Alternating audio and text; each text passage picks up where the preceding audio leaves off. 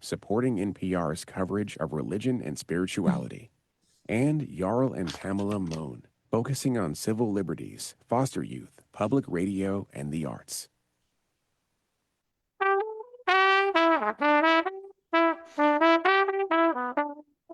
This is Charlotte Talks. I'm Mike Collins. On the local news roundup, crime takes center stage with a stabbing death in South End on public transit, and that has city council concerned. Clearly, our current safety policies are not enough. It's back to school at CMS, which goes smoothly, but with instances of parents getting arrested for bringing weapons on campus at Palisades High School. We get an update on CMS test scores and how changes to SNAP and Medicaid may affect the school lunch program for some. And the legislature, with no real prospect of passing a budget, is back in session with plans to meet monthly, sometimes online. Plus, the Panthers roster is set for the start of the NFL season. Here to talk about those stories and more is WFAE News Senior Editor Ely Portillo. WFAE's education reporter James Farrell is also with us. Mary C. Curtis is a columnist for Rollcall.com and host of their Equal Time podcast. And Erik Spanberg is managing editor of the Charlotte Business Journal. Good morning, everybody. Thanks for being here. Good morning. Morning. Good morning. So last Friday night, Irina Zarutska, a 23-year-old recently arrived from Ukraine, was found fatally stabbed at a South End light rail station near Camden Road. Most murders in Charlotte are committed by people who know the victim. That was not the case here. And in fact, the Observer, I think it was the Observer reporting this morning, that they have now video of the incident occurring on the train. Tell us what we know. Well, this happened last Friday at about 10:30 while the train was near the East-West Light Rail Station. So really busy time at a really popular place in South End. And what we've learned is that the suspect and the victim had no known connections and no prior interactions. The mother of the suspect, DeCarlos Brown, has told WSOC that he suffered from schizophrenia and had previously been involuntarily hospitalized. And what police have said is that this took place with no interaction besides him stabbing her without any words even being said on the train.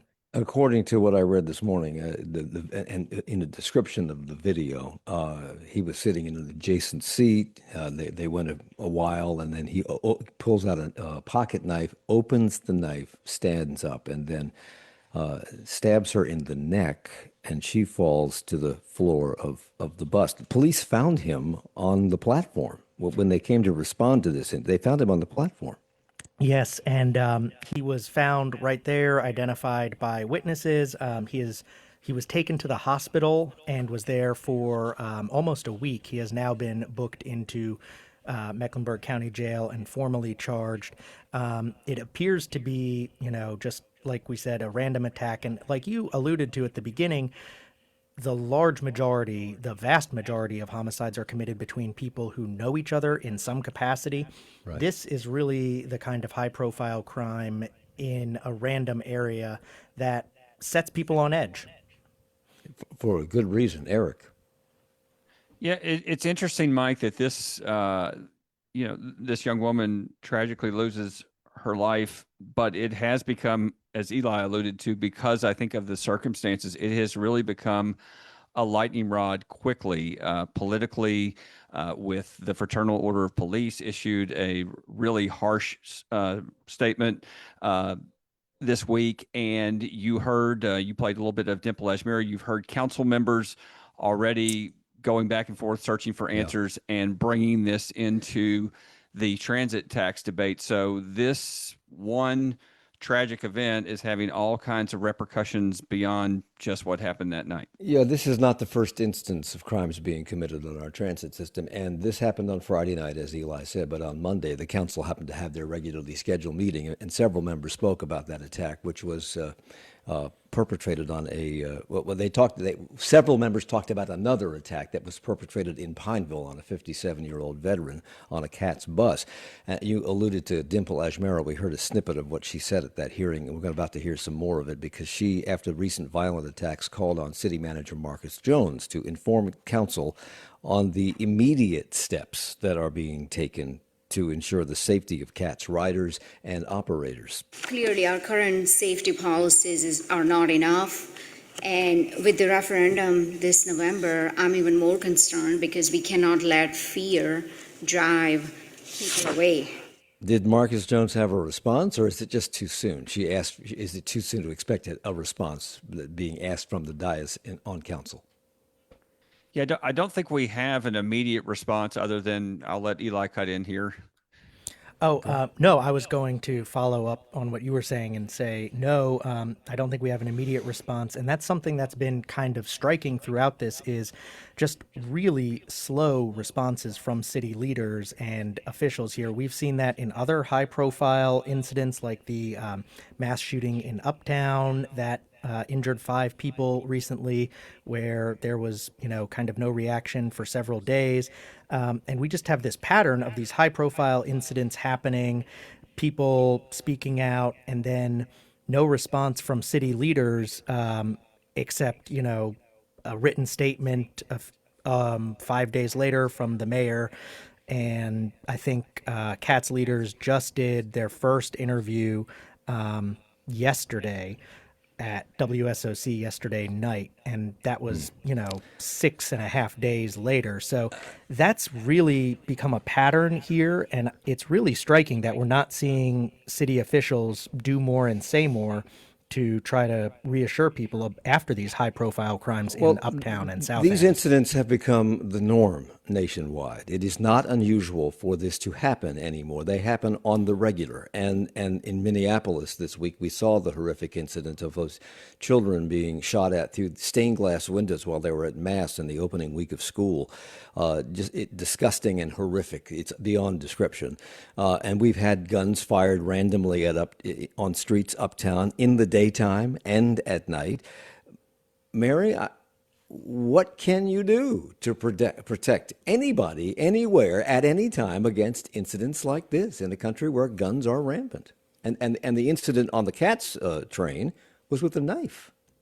Yeah, well, I think people are frustrated because at the same time that many city leaders are saying crime is going down, it's at lows of whatever year, they don't feel safe because there are incidents like this. And of course, public safety has become a big issue nationally. You saw Governor Kathy Hochul in New York send the National Guard and troops in the subways when people did not feel safe riding mass transit, and you have to do something about it. And people here, I think, were frustrated because many who have ridden the light rail, and I do ride it occasionally, they very seldom see security on there. Even though there's an honor system for tickets, I don't think I've ever had a ticket check. And you do see folks on there who obviously just ride back and forth. So it's a sense of once people start to not feel safe, they don't ride it. They begin to doubt the leadership. Can you not keep it under control? They want to see some progress. And so even though, of course, it's impossible to ever protect everybody against everything, at the same time, people are saying, I think there's more you can do. Why aren't you doing it? And as Eli and Erik said, why do we not hear more about what's going on? Because after all, you're our leaders, and basically you're supposed to keep us safe. Erik? Mike, one of the things that's always puzzled me a little bit in the last few years, I know crime is down right now, but we have talked many times on this show about record paces of homicides in Charlotte. And each time, while there were a lot of statements by police and neighborhood groups and things like that, it never really factored into local elections to a significant degree. I'm not sure why that is. And what I wonder is whether some of what we're talking about now, what Mary and Eli just mentioned, if that begins to seep into the upcoming city elections that we have in November. Well, and that's the concern of several on council. We already heard Dimple Ashmero refer to the referendum that will be on the November ballot, and she was not the only one. all of us here who know what is on the ballot this November, which is the continuance of the expansion of our transit system. That's District 6 Councilman Edwin Peacock, who is currently an at-large candidate for that body. Their concern is, of course, that the act of violence that we experienced on Friday and others like that might discourage voters from saying yes to the 1-cent sales tax for transit because of safety concerns. Is that a reality? Might people look at it that way? Yes, I think so. And you look at what's going on with high-profile incidents like this, and 2.5 months before this referendum, this is kind of the worst thing that could happen for transit and transit leaders. But at the same time, I think Erik made a really good point, which is that these issues have not factored into municipal elections. And I think that's a reflection of the fact that there's not really any robust general elections in Charlotte anymore. Everything is going to be decided in the primary in less than 2 weeks. There's no opposition for the mayor. The districts are all going to be decided in the primary except for District 6. At large is probably going to be in the primary. And, we've had, I think, fewer than 800 people vote so far in early voting in municipal elections. So if you had a robust mayor's race, I think this would be an issue, but there's not. Right. I'm not sure that's going to continue in a sense, because we do have a president of the United States saying that cities are unsafe. And so you have that rhetoric. I have seen this particular crime in Charlotte show up nationally of people using this as evidence to say this, you have to change your leadership. You see, the president is right. And so I'm not sure. We'll have to see, because people I have sensed with this particular crime are very dissatisfied, particularly since this man had been in the system, and but that's who a could part they of it even too. vote against? Yeah. Edwin Peacock also referenced the mass shooting in Uptown this summer that left 5 people wounded, and he didn't want to point fingers of blame, but We are in a gap period right now. We do not have a police chief that is coming in. He is going out. Is that the cause of this? I don't believe so. I'm not pointing a finger at CMPD, but what I do want is I want us to be proactive and not be reactive to this. What difference would it make if we have an outgoing police chief who's leaving at the end of the year versus an incoming who's just taken the job of being the chief of police? He just said he didn't want to point any fingers, so why mention it at all? Is he saying that we're not being proactive in our efforts because of an outgoing police chief and that's resulting in this violence? What's he saying here? Well, I think if you're in an organization where the leadership is kind of marking time and is going to turn over, I'm not saying this is happening. Well, we've all but this been has in been going on for organizations this is where not new. You don't this is launch not, this, bold initiatives. This didn't just happen Friday for the first time. Yeah, but we've known the police chief is an interim for most of this year now, and it's difficult to launch big initiatives and make big changes in an organization where someone else is going to come in a few months and maybe change everything. So Mayor Vila made a statement saying, first and foremost, my thoughts and prayers go out to the young woman's family and friends. And that seems to have set off the Fraternal Order of Police, as you referenced, Erica. They posted a statement on Facebook reading, quote, "To Charlotte voters, do not, all caps, be fooled. We need new leadership starting at the top." And they criticized the mayor for coddling, their words, the man responsible, who they say served 6 years in prison for armed robbery. They also took Edwin Peacock to task for using this tragedy to promote the transit sales tax. They say the mayor should have spoken, quote, about the lack of resources the city provides for serious mental health issues. I only have 30 seconds. Is that a city responsibility? Isn't that more the responsibility of the county, the state, the federal government? Yes, that is more a county responsibility when we talk about human services. Okay, so I'm going to come back. We'll talk some more about this Fraternal Order of Police Facebook post, which is blistering in its criticism of city leadership. We'll talk about that when we come back. And then it's back to school. James Farrell's here quietly waiting for his opportunity to talk about schools and what's going on there. And we'll give him that chance in just a moment. It's Charlotte Talks on WFAE.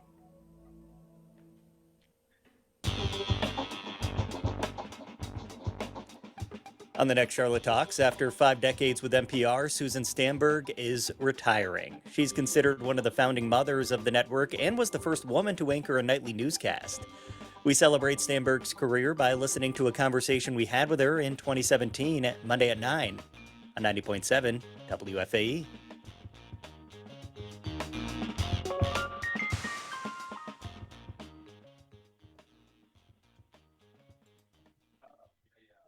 In the new film The Roses, Olivia Colman and Benedict Cumberbatch play a couple trying to save a marriage no one, not even their therapist, thinks will work. There are many moments when you could go, everybody stop, count to 10, but it wouldn't be quite as fun. I'm Mary Louise Kelly, the two actors on finding comedy in a failing relationship on the next All Things Considered from NPR News. You can catch All Things Considered today at 4 on WFAE, where support comes from Via Health Partners, an independent nonprofit hospice and palliative care provider serving more than 5,000 patients daily across 38 counties in the Carolinas. Via Health Partners, more at viahp.org. And by Greer Walker, a regional CPA and business advisory firm dedicated to understanding the language of global business. Serving American companies expanding abroad and international firms in the Carolinas, GreerWalker.com. It's Charlotte Talks on the local news roundup on listener-funded 90.7 WFAE and WFAE.org. I'm Mike Collins. We're here with Ely Portillo, senior editor at WFAE News. Erik Spanberg is managing editor of the Charlotte Business Journal. Mary C. Curtis is a columnist for Rollcall.com and the host of their Equal Time podcast.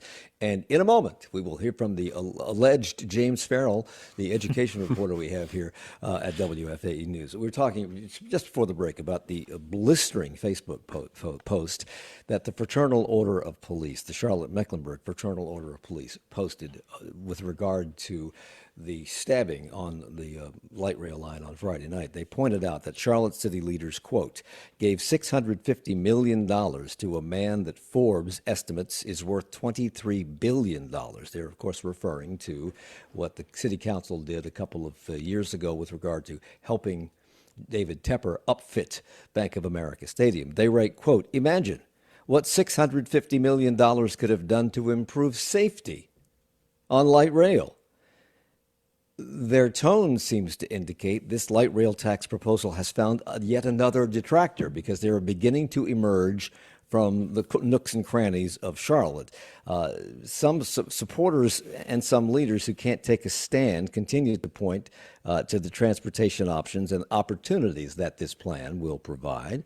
Here's how Mecklenburg County Manager Mike Bryant, who cannot take a stand on this, positioned it on Charlotte Talks this week. It's going to increase mobility across this community to help individuals secure jobs and employment in parts of the community that currently they may be challenged getting to. So because of that, I think that's a huge advantage. When you're helping move individuals from point A to point B. Still, headwinds are blowing. Will they continue to build? Will there be enough voters who agree with the Fraternal Order of Police that our priorities are out of whack? That's certainly the fear, isn't it? That's absolutely the fear. And I think that one of the things that this does, again, this is a horrible loss of life, but it turns into more than that, becoming a political issue. It really captures a lot of attention and it gets people focused on something that they really haven't been focused on a lot. And Mike, when you're talking about a low turnout election, as this one is likely to be, that is something that I think you're going to see. Well, you already are seeing opponents of the transit tax are going to use this, and they think they can refer to what you mentioned, that there have been other episodes on transit. We had the bus driver, there's many of them that we've talked about, who have lost lives or been severely injured, and that could be a focal point. And it's notable, Mike, when you're going up against an organization supporting this that has $3.5 million. So we have to switch gears now because I lose James Farrell to a school board meeting in just 15 minutes from now, and he's our education reporter, and he's geared up to talk about back to school. It was back to school, and from the nothing I've heard about this, James, I'm assuming that things went well.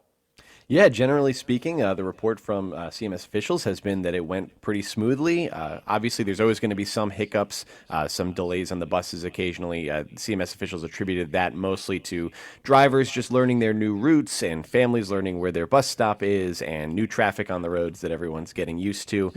We also saw a hiccup this year with the new switch to Infinite Campus, which is the new student information system. All parents in the school district have to open up a portal with that, and as of the first day of school, I think they were only about 37% of the way through on that. But that's a statewide change, and that's something that school districts all over North Carolina are trying to navigate. You did mention that there were minor delays on buses, but CMS Chief Operations Officer Tim Ivey says that's not abnormal for the first several days of school. That does create some initial delays, but nothing that we have not seen, nothing unusual. And so as the week goes on, we typically see marked improvements. And there were some driver shortages, just as there were teacher shortages. And we always have shortages of both at the top of the school year, but I understand that the situation's a little better this year than in years past. Yeah, CMS officials have said that we've seen improvements in teacher vacancies in particular. I forget the exact number, but it's down a good bit. And we do have to acknowledge that there were 40 vacant positions cut in the budget last year as well. But CMS has also done a lot to improve its recruitment strategies. They have the at-home initiative trying to link teachers to affordable housing. They pushed for a raise in the teacher supplement for Mecklenburg County. And certainly we're a far cry from where we were 2 years ago when there were more than 500 vacancies to start the school year, somewhere around 200 right now. And they reported they had 98 bus driver openings on opening day of school. That sounds like a lot to me. How do you operate and not have kids miss the bus or be incredibly late for school if you're short 98 drivers? Yeah, that was really interesting to me because Tim Ivey there had actually said that they kind of always are operating around that amount, and they've just gotten really good at figuring out how to kind of cover routes and move things around like that. And it's just interesting how like it's become sort of almost normalized. Now we've been hearing about bus driver shortages for so long, and it's just kind of become the expectation almost that there's going to be shortages. So you mentioned the Infinite Campus Student Information Center a moment ago, and CMS told you that they are having a little difficulty getting parents to register. I think only 37% of families have signed up for this. First of all, what is this system, and why are only a third signed up?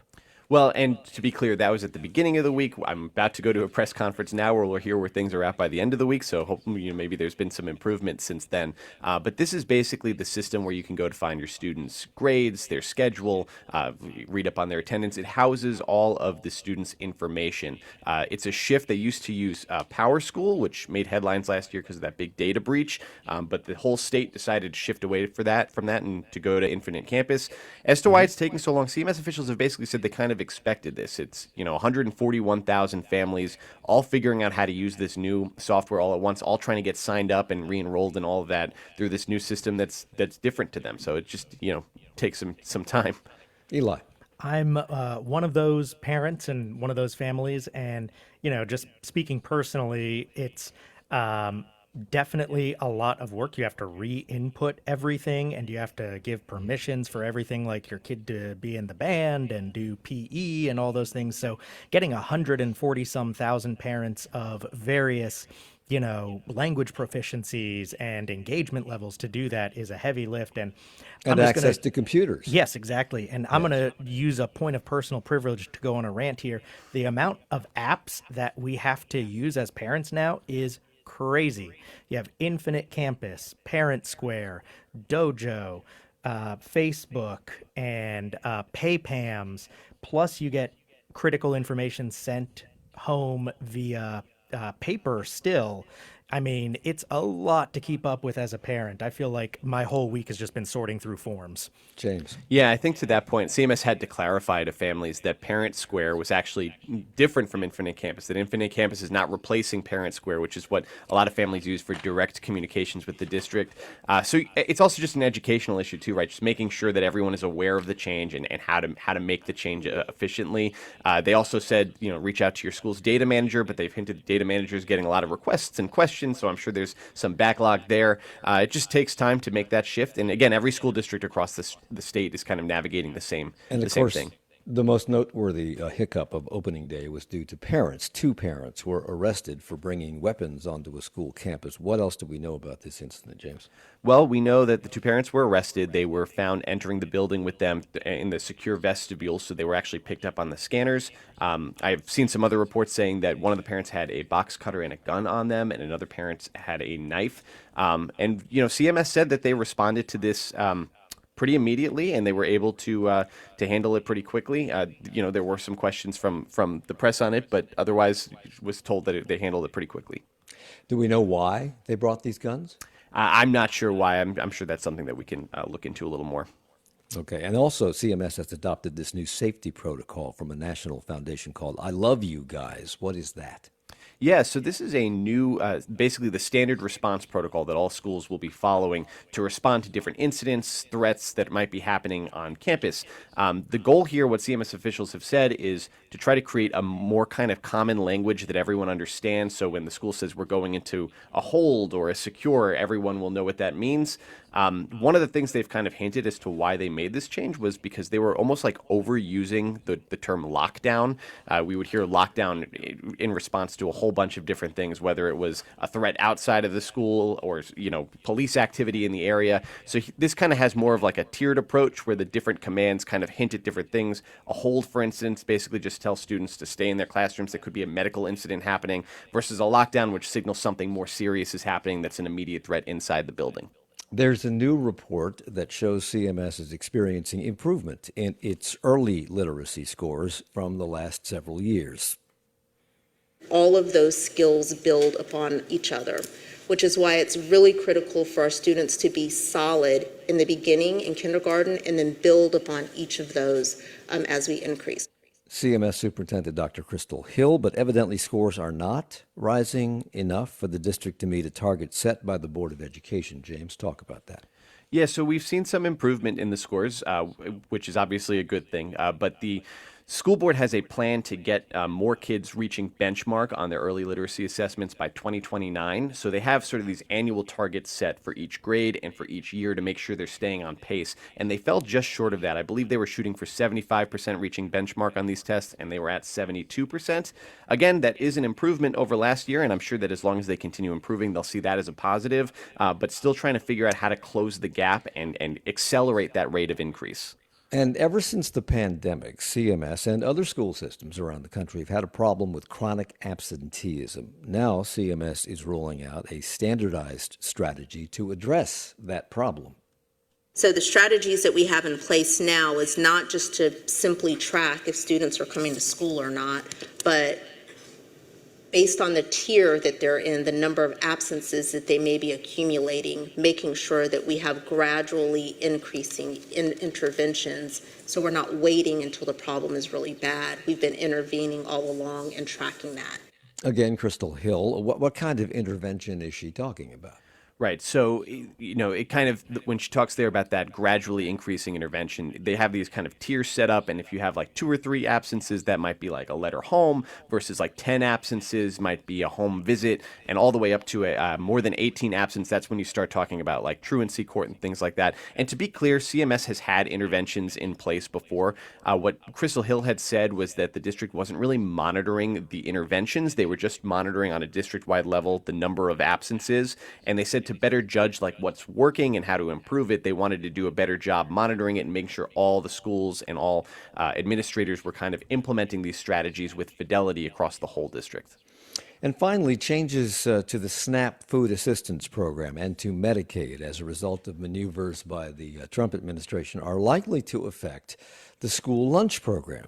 The recently passed One Big Beautiful bill, which is now law, that ushered in these changes, did not directly address the national school lunch program, as I understand it. So what are they saying the likely impact of this will be? Right. So families who get SNAP or who get Medicaid are directly certified. They're automatically basically signed up for free lunch at their school.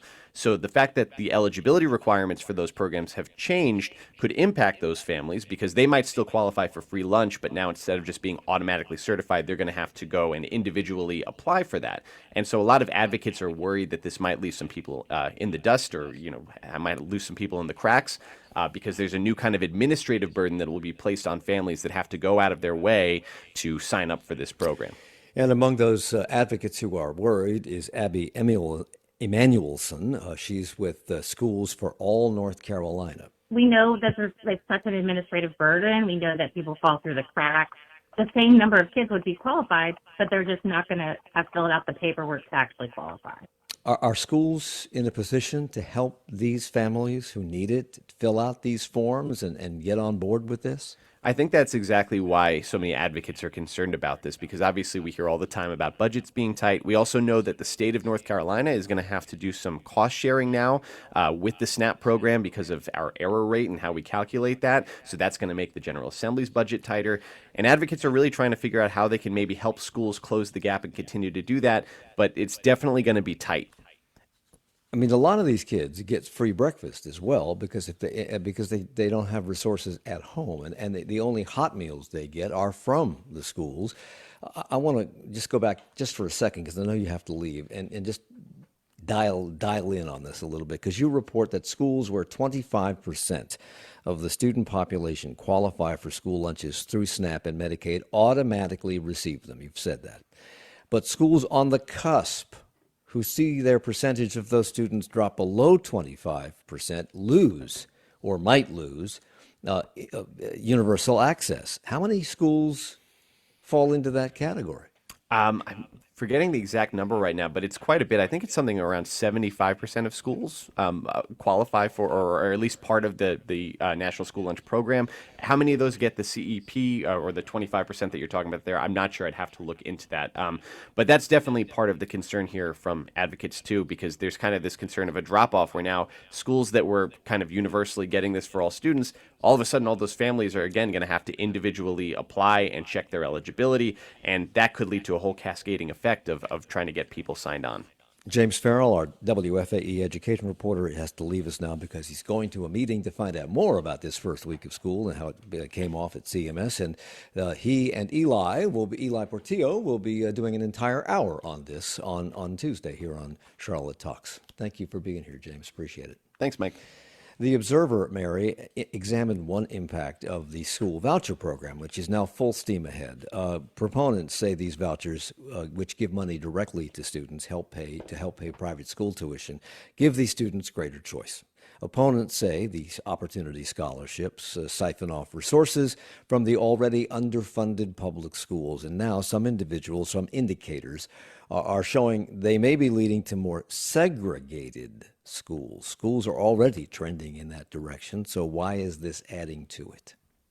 Well, when they opened up the opportunity scholarships to folks of any income level, a lot of folks who already were in private schools got to use it. So that means while the overall numbers really didn't change, that's because a lot of the people that applied, many white folks, because many private schools are predominantly white, took advantage of it. And so that's why it's trending in that way. And even though the school system is pretty much as diverse, more students are going to individual schools, which are with students of the same race.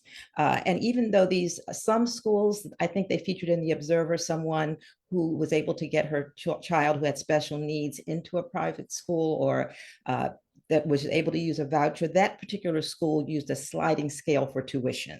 Most private schools do not. And so the money that you get from these opportunity scholarships is most of the time not enough to cover full tuition. So that doesn't mean that everybody can take advantage of it and everybody has the same opportunity. And so the folks who are saying, yes, it does take money away, they do have a good argument, although others say the tax money should follow the child, but the choice is not evenly divided. And folks say, well, why does this matter? Well, it matters because it's shown that, when magnet schools here in Charlotte brought together students of different races, of different backgrounds, it really improves Tesco's stores overall. And we're supposed to be preparing children to operate as adults in a more integrated and diverse society. I want to come back and just touch on that for a second because we have a lot more stuff to cover here in the next 20 minutes, but I do want to touch on that when we come back. Mary Curtis is here along with Ely Portillo and Erik Spanberg. It's the Local News Roundup on Charlotte Talks on WFAE. Coming up on 1A, the latest on the mass shooting in Minnesota that left 2 children dead and nearly 20 people injured. Meanwhile, the Trump administration continues its fights against the CDC and the Federal Reserve. That and more at 10 on WFAE.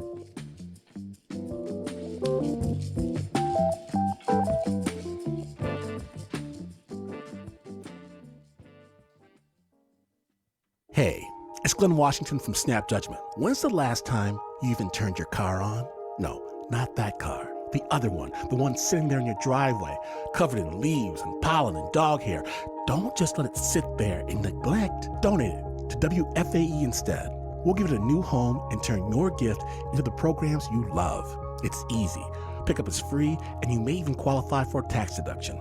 Visit WFAE.org/cars to get started. Support comes from the National Board of Examiners in Optometry. Located in Charlotte, the NBEO is currently seeking individuals to serve as standardized patients for optometry candidate exams. Applications accepted at nbeosp.org. And by Lenore Rhine University, hosting Shelby Van Pelt, author of Remarkably Bright Creatures, September 11th at 7 p.m. on their campus in Hickory. Registration at tickets.lr.edu. It's Charlotte Talks on the Local News Roundup on 90.7 WFAE and WFAE.org. I'm Mike Collins. Ely Portillo, WFAE Senior News Editor, is with us this morning, along with Erik Spanberg, Managing Editor of the Charlotte Business Journal, and Mary C. Curtis, columnist for Rollcall.com and host of their Equal Time podcast. We were talking just before the break about how the school voucher program may be leading to more segregated schools, kind of backtracking to segregated schools. And you mentioned that one of the benefits, the long-touted benefits of integrated schools, is that it exposes children to people who are not like themselves. So they learn to have relationships with people from different backgrounds, different races, different ethnicities, etc. And that seems to make sense on the face of it. But we integrated the schools years ago, Mary, and I just want to get your take on this, because we integrated the schools years ago. Theoretically, that should have taken hold, and yet we are living now in an environment of rising white nationalism. How do you explain that?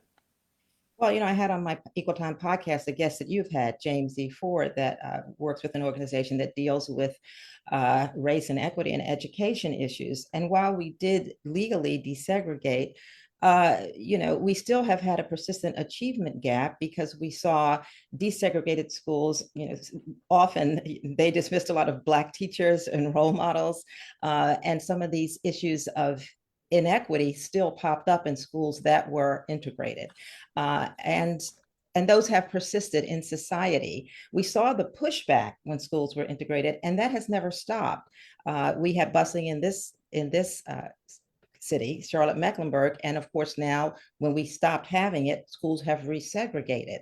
So, the issues, integration never was fully accepted by society. And we have people alive today who were those screaming about the kids who are integrating the schools.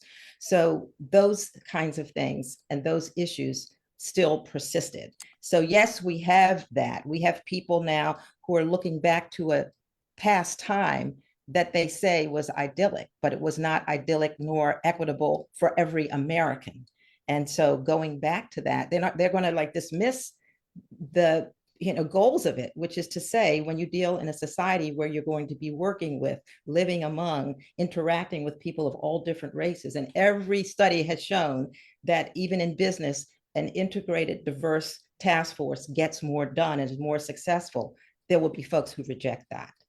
And you have leadership that is leaning into that by dismissing, it seems, every person of color, female, whatever, that's running organizations and hiring people who are less qualified.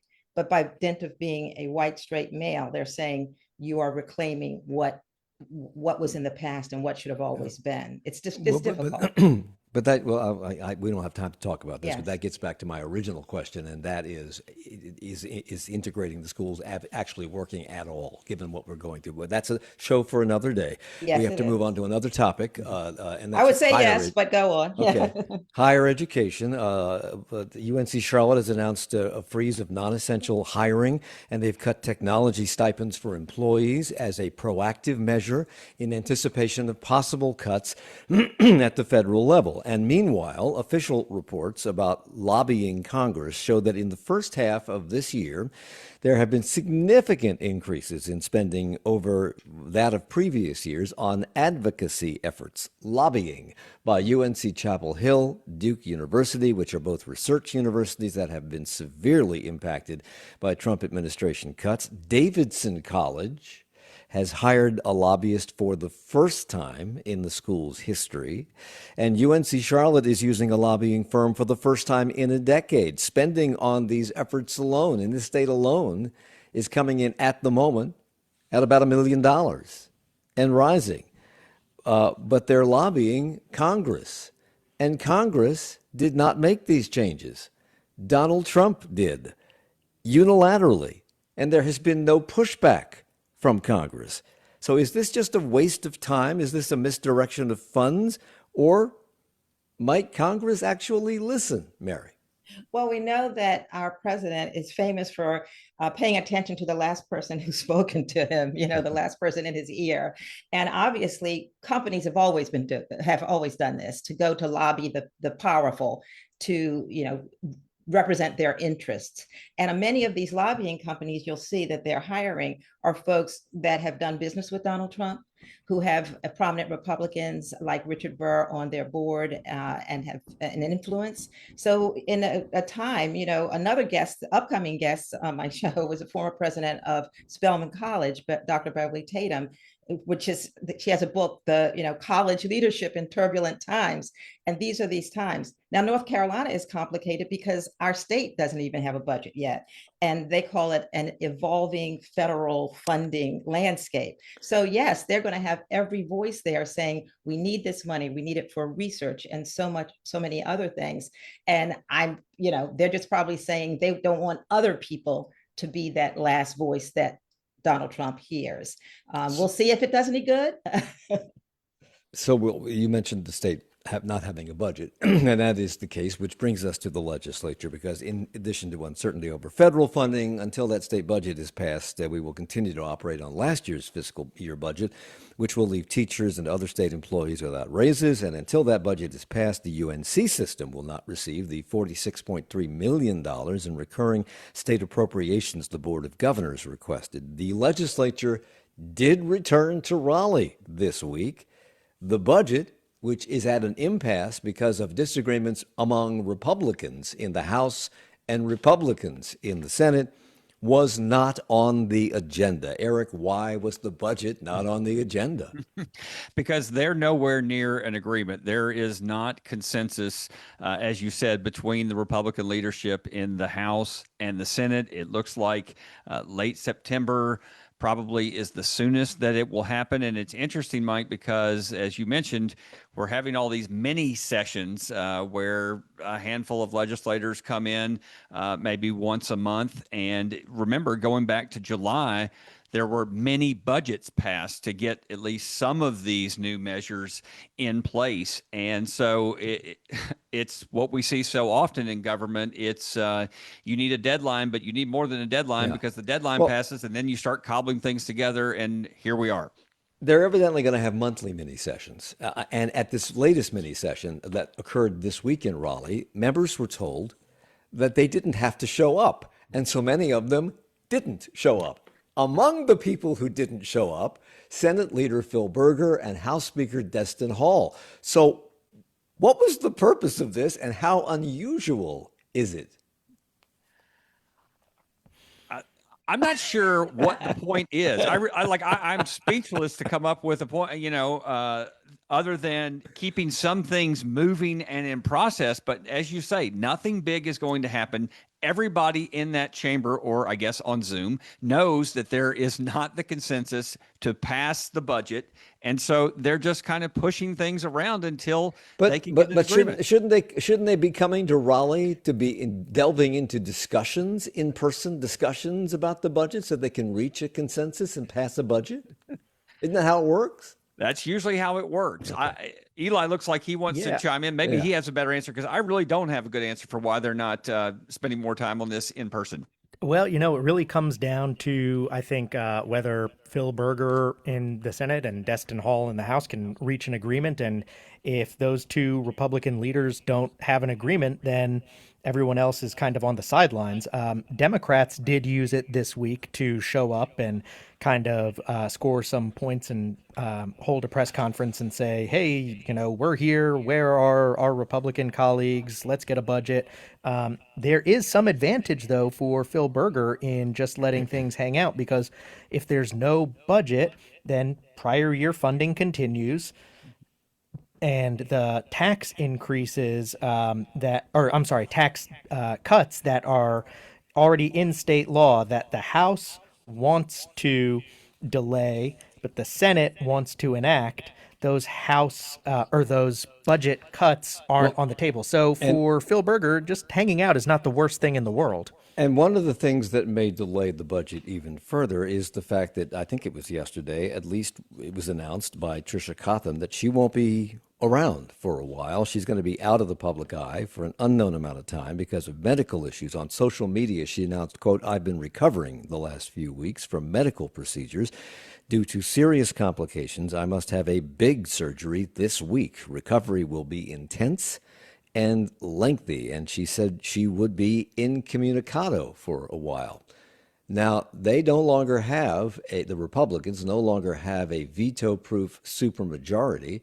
So does it matter that she's not available, or does it matter that they need that one vote critically? Well, that vote? Yeah. Go ahead, Eli. Go ahead. I was going to say, if there are veto overrides that come up and there's a one vote margin, that could theoretically matter. It could play into the outcome. And also, aside from the vote totals, Tricia Cotham has also risen to a really prominent and public place since switching from the Democratic Party. So, for her to be incommunicado is a strong ally of leadership who's also not present. So we've already spoken a bit about how Medicaid and SNAP benefits may be reduced because of Trump administration maneuvers. Medicaid funding is also hanging in the balance without a state budget being passed. The state expanded Medicaid, if we all recall, only after a promise that the federal government would fund it, pick up 90% of the cost of Medicaid. 680,000 North Carolinians have gained access since the expansion, but it isn't only individuals who have benefited from expansion, so have rural hospitals and healthcare providers. And this week, Eli, our Nick Delacanal, spoke to a doctor and a hospital administrator about the likely impact of these cuts in rural areas. What was he told? Well, in rural areas in particular, they're already facing shortages of doctors, shortages of payments for hospitals, long-term trends like hospital closures and consolidation. So while all Medicaid recipients could be affected by this, Medicaid expansion recipients, rural providers are really concerned that if they lose some of their funding from these patients, they're going to see a cascading effect very quickly. Dr. Laura Uchik is one of those healthcare providers. She says Medicaid expansion has been a game changer because patients can now receive the care they need and are not skipping visits because of the expense. I could order people tests now and they get done. And they're not charging an arm and a leg. My patients are able to get evaluated for the conditions they need to be evaluated for. They can see specialists. They can access life-saving medication. And evidently, these healthcare professionals are particularly, they're expressing extreme concern over people who have type 1 diabetes. Dr. Uchik says if treatment becomes unavailable, these patients will die. Is that what was happening prior to Medicaid expansion? Well, it's hard to remember now because it feels like it was ancient history, but it was only a few years ago that insulin was a major cost in the news all the time. And for type 1 diabetes patients who have to pay for insulin for their whole lives, that can be a real barrier. It was an issue in the presidential race. Former President Joe Biden touted bringing down insulin prices, and if that expansion was rolled back and people went back to paying hundreds or even thousands of dollars for insulin doses that they require to live, Dr. Uchik was expressing the fear that some of them will say, hey, I'm going to try to manage this myself and just eat less sugar and not shell out for, this medicine. I'm going to skimp on it. And that's really dangerous. Tim Evans, who is the CEO of Mountain Community Health Partnership in Mitchell and Yancey counties, also spoke to WFAE's Nick Delacanal about the uncertainty people are experiencing, many of whom are still recovering from Hurricane Helene. But he also has sympathy for state lawmakers because they face an uncertain future. I feel real sympathy for them trying to figure out how to run the state, given that they don't have any idea what's coming tomorrow from Washington. Uncertainty is a running theme in this administration in every aspect of international and national economics and more. It is rural counties who face the most to lose from any Medicaid cuts. Rural counties that voted for Donald Trump. How do you explain this? Well, I think people want to see policy outcomes that are not always in line with one particular thing. So, you have people voting on different values, immigration, et cetera, who maybe don't think what's going to happen there. Plus, I will also add, Donald Trump said repeatedly he would not cut Medicaid. So, a lot of people who benefited from Medicaid expansion, I think probably relied on that during the campaign. And it becomes real when it hits you. I mean, so many people have really forgotten the common good, but when it hits home, like, your rural station or your rural hospital closes, then it's like, oh, that's what that was about. And we've seen with healthcare that you need early treatment, because if you hold off and wait, it becomes much more serious. You go to the emergency room and it costs everyone, including taxpayers, much more money. And it isn't just rural counties that may have to take a different approach if Medicaid or other funding is cut. In addition to possible cuts in state funding, counties faced other potential cuts from the federal government. Mecklenburg County's new manager, Mike Bryant, was on this program on Wednesday and said if those cuts come, the responsibility will fall on the counties, and that could hurt Mecklenburg. The county's going to have to make some very tough decisions in terms of cuts as well. I receive $171 million from the federal government in federal revenue. If we lose a certain percentage of those revenues that we receive reimbursement for providing services to our community, we can't supplant that. So everybody is in a wait-and-see mode. And they're also in a wait-and-see mode over the upcoming Panthers season. What a good segue. The roster is... Thank you. The roster is set. They've traded out Adam. Is it Thielen? Adam Thielen. Thielen, evidently a rising star. He's going back to his home team, the Minnesota Vikings. I suppose that makes him happy. It makes the people in Minnesota happy. Should we be happy? Mary? Well, the Panthers are going for youth. They're going for their new rookie wide receiver and a young receiving corps. So their hopes are high, and right now ours are too. And opening day will be Sunday, September 7th in Jacksonville against the Jaguars. I won't even ask you what you think. Erik Spanberg, managing editor of the Charlotte Business Journal, Mary C. Curtis, columnist and host of Rollcall.com and host of their Equal Time podcast. Earlier, James Farrell, WFAE's education reporter, and of course, Ely Portillo, senior editor at WFAE News. Thank you all. Charlotte Talks is a production of 90.7 WFAE. Support for Charlotte Talks comes from Mazda of South Charlotte. Our executive producer is Gabe.